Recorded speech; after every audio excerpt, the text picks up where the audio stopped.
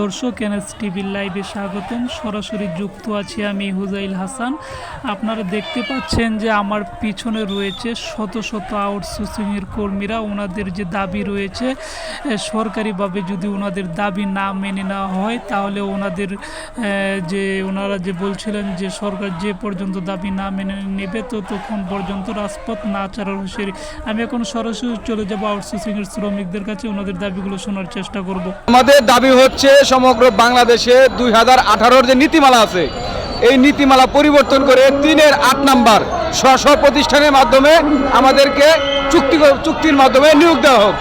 আর আমরা যে সমস্যার মধ্যে আছি, এই সমস্যাটা যতদিন পর্যন্ত আমাদেরকে স্থায়ী না করা হবে ততদিন পর্যন্ত আমরা আমরণ অনশন চালিয়ে যাব।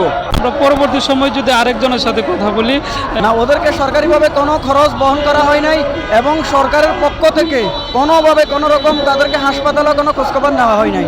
এর জন্য তারা অবহেলিত আছে এবং তাদের পরিদর্শন নিয়ে খাওয়া দাওয়া চলাফেরা সব কিছু নিয়ে বর্তমানে ওরা অনেক কষ্টে আছে।